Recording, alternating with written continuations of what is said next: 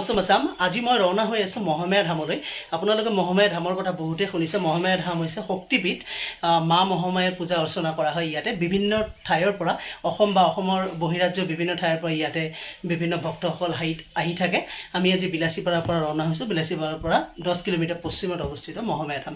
মই মোৰ ঘৰৰ পৰা ৰওনা হ'লোঁ। মই মন্দিৰত গৈ বিভিন্ন দৃশ্যবিলাক দেখুৱাম। মন্দিৰ আহি পালোঁ। এয়া হৈছে মা মন্দিৰৰ গেট।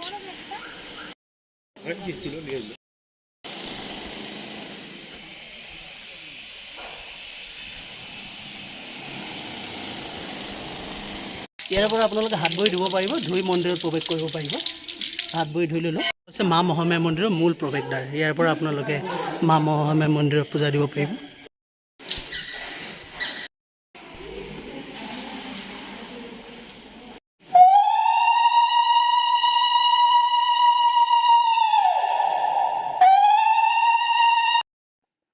মা মহামায়া মন্দিৰ পৰ্বতঝৰা সাব ডিভিজনৰ আণ্ডাৰত পৰে। বহু বছৰ পূৰ্বে পৰ্বতঝৰাৰ জমিদাৰে মা মহামায়াৰ পূজা অৰ্চনা ইয়াতে কৰিছিলে আৰু তাৰে পৰা মা মহামায়াৰ জনপ্ৰিয়তা ধীৰে ধীৰে বাঢ়িবলৈ ধৰে আৰু ইয়াতে খুব ধুনীয়া এখন মন্দিৰ স্থাপন কৰা হৈছিলে। মা মহামায়া কিন্তু গোটেই ভাৰতবৰ্ষতে জনপ্ৰিয়। আপুনি যদি নৰ্থ ইণ্ডিয়াৰ কথা কয় তেনেহ'লে মা মহামায়াক নৰ্থ ইণ্ডিয়াত মা মহামায়া জলা দেৱী আৰু সপ্তশৃংগিনী দেৱী বুলি আমি জানো। যদি আপুনি অন্ধ্ৰপ্ৰদেশ মানে তেলেংগানা হায়দৰাবাদত যায় তেনেহ'লে মা মহামায়াক অংগালম্মান বুলি জানিব বা মা ভৱানী বুলিও জনা যায়। যদি আপুনি কেৰালাত যায় তেনেহ'লে মা মহামায়াক গংগামা বুলি জনা যায়। যদি কৰ্ণাটকত যায় তেনেহ'লে মা মহামায়াক মকাম্বিকা বুলি জনা যায়। তেনেহ'লে আমি ইয়াই বুজি পালোঁ যে মা মহামায়া গোটেই ভাৰতবৰ্ষতে কিন্তু জনপ্ৰিয়। আপোনাৰ যি মনোবাঞ্ছা আছে যদি মা মহামায়াৰ ইয়াতে আহি আপুনি প্ৰাৰ্থনা কৰে তেনেহ'লে নিশ্চয় মনস্কামনা পূৰণ হয় বুলি বহুতে কয়।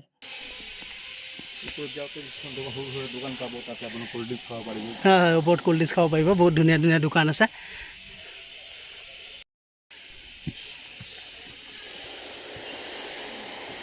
দেখিছোঁ বাবা হনুমান।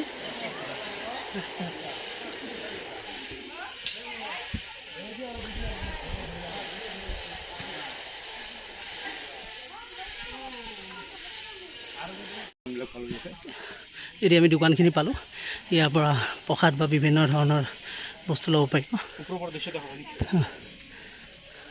ওপৰৰ পৰা তলৰ দৃশ্যখিনি দেখাওঁ। খুব ধুনীয়া লাগিব ইয়াৰ মনোৰঞ্জন দৃশ্য।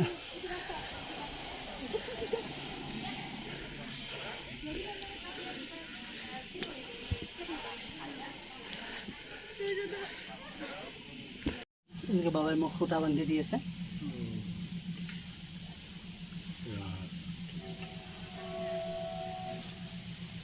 আপুনি কিমান দিনৰ পৰা আছে ইয়াতে? কিমান দিনৰ পৰা আছে ইয়াতে? 40 বছৰ হৈছে। তো তেনেকুৱা কেনেকুৱা আছিলে 40 বছৰ আগত? মহামায়া মন্দিৰখন কেনেকুৱা আছিলে দেখাত? আগততো মানে খেলি ঘৰ আছিলে। খেলি ঘৰ আছিলে। আচ্ছা আচ্ছা। এইটো খেলি ঘৰ আছিল। আচ্ছা, এই মহামায়া মন্দিৰৰ ৰহস্যটো কি কেনেকুৱা ক'ব পাৰিবনে? ৰহস্যটো ৰাজাৰাম বোলে। ৰাজাৰামলৰ। আচ্ছা আচ্ছা। মা মহামায়া মন্দিৰৰ উৎপত্তিটো কেনেকৈ হ'ল? আপুনি মায়ে আহিছে। মা ইয়াতে আহিছিলে মানে শক্তিপীঠ বুলিতো আমি জানোৱেই সকলোৱে। তো কেনেকৈ উৎপত্তি হ'ল? মন্দিৰতে অৱস্থিত। এইটো বাবা এজন আছে। বাবা আপুনি কিমান দিনৰ পৰা আছে ইয়াতে? মই ইয়াতে 40 বছৰ হ'ল। 40 বছৰ হ'ল। আচ্ছা আচ্ছা। আগত কেনেকুৱা আছিলে মা মহামায়া মন্দিৰ? আগতো বহুত জংঘল আছিল। বহুত জংঘল আছিলে। বহুত জংঘল আছিল। আচ্ছা আচ্ছা। আমরা তখন ছোট। আচ্ছা। আমার তো হাউস আছে চ্যাংরা বেলা। হ্যাঁ হ্যাঁ হ্যাঁ।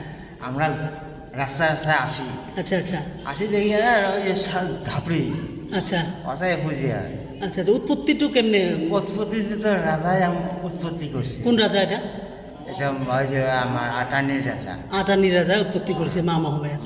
শক্তিপীঠ বলি তো জানো আমি না? শক্তিপীঠ। আচ্ছা আচ্ছা।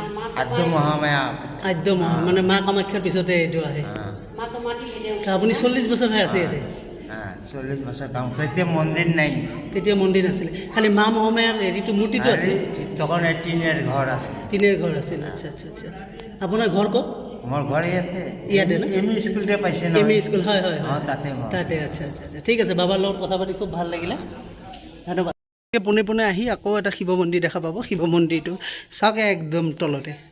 কিমান ধুনীয়া দৃশ্য হয়নে? এনেকৈ তলৰ পৰা নুমি বাবাক সেৱা কৰিব পাৰিব। শিৱ বাবাক দৰ্শন কৰি এনেকৈ আকৌ আজি কিন্তু বান্দৰ দেখা নাই, এটা বান্দৰো দেখা নাই। চব ক'ত পলাইছে, মিটিং আছে নেকি সিহঁতৰ? আমি খুব দুখিত। আমি একদম কল চল লৈ আহিছিলোঁ। কলবিলাক দেখুৱাওঁ আপোনালোকক। কলটো দেখুৱাওকচোন মই। চাওক কিমান কল লৈ আহিছোঁ, কিন্তু বান্দৰ এটাও নাই। দুখ লাগিছে। বান্দৰ কাৰণে কল লৈ দেখিছে কিমান কল আনিছোঁ, কিন্তু বান্দৰ এটাও নাই। চব মিটিঙত গৈছে। এই এইটো এটা পাইছোঁ মামা, কল কল আহক।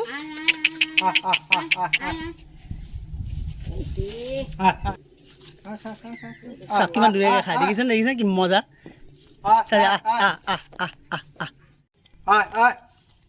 দেখিছে কিমান ধুনীয়া মজা বান্দৰ। কি বাবু নাম কি? আজি কি মিটিং আছে নেকি তহঁতৰ? এটা বান্দৰ নাই। এই চাওক বাকলি এৰাই এৰাই খাই আছে, কিমান কিমান মজা। এইটো এই চাওক কেনেকৈ কৰে।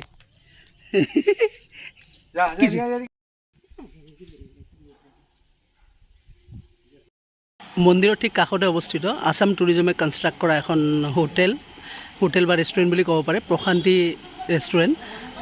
তো খুব ধুনীয়া, ইয়াতে একদম পিয়'ৰ ভেজিটেৰিয়ান খাদ্য পাব। তো আমি ইয়াতে খাই ভিডিঅ'টো শেষ কৰিম।